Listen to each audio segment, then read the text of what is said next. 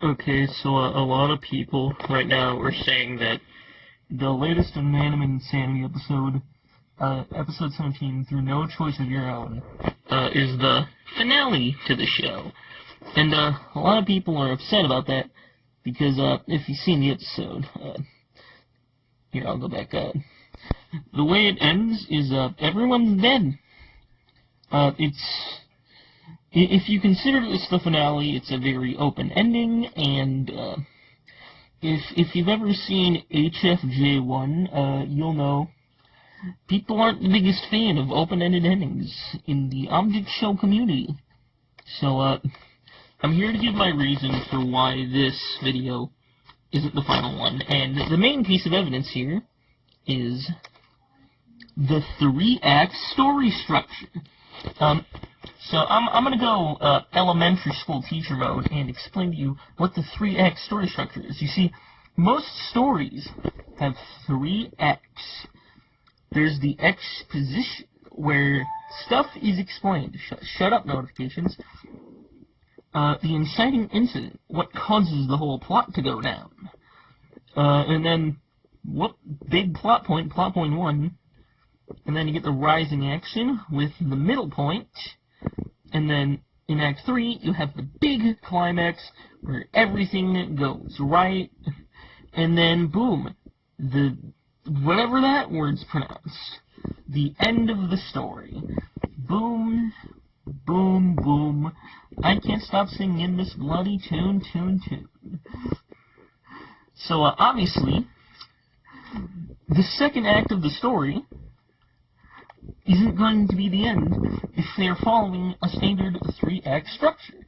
Now, some people are arguing, oh, they said there wasn't going to be 3 acts. Well, if you believe that there isn't going to be 3 acts, let me drop a bombshell on you. 5-act structure. That's right. There can be 5 acts, too, where the whole first episode is the exposition, the whole second one's rising action, the third one is the climax. So, there is a big possibility that they could also be doing the 5-act structure, and we get 5 episodes. But this is much less likely, because the Inanimate Insanity finale is marketed as like a movie. Once all the episodes are out, they're editing it into one big movie, and I doubt they do that with a 5-act, because these episodes are long. As you can see here, this episode is about 33 minutes long, and the other one is about roughly the same length, so that's already like a half hour. If it's an hour, and if the next one is the final one and it's a half hour, it's like standard movie length. If there's 5, then it'll be way too long. Way longer than a standard movie, so I doubt that. And if you seriously think... okay, never mind. So, you believe the 3-act structure now, obviously, but you might be thinking, well, how is it going to go any further? Because everything NePhone created is dead. There is no way that the story could somehow progress from there. Well, here's how it will. Then, Bot still exists, because if you remember, in Inanimate Insanity Season 3, she was created by Fan and Test Tubes, so not NePhone. They are still alive. They are still out there.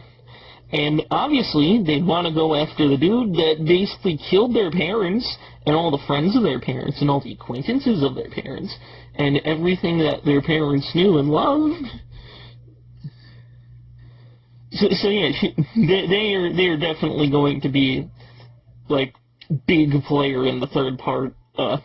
And also, the Shimmers! Did you forget about the Shimmers? The egg that Fan found in the episode, and then they made the whole egg thing a big deal, and in the new episode, they ended up pointing out that, yes, the eggs is what made NePhone good, confirming a fan theory, and it means they're very, very important. Well, yeah, they're not created by NePhone either, so they're still alive. And Would you happen to know both of them, both of these characters, have a major connection to fan and test tube, Me Phone's contestants, so it literally only makes sense that there's going to be an Act 3, and these two are going to be like the main focus. It is very obvious, if you know anything about storytelling and anything about this series. Why do some of you seriously think it's just going to end at Part 2 on the most unsatisfying ending ever? What is wrong with you all?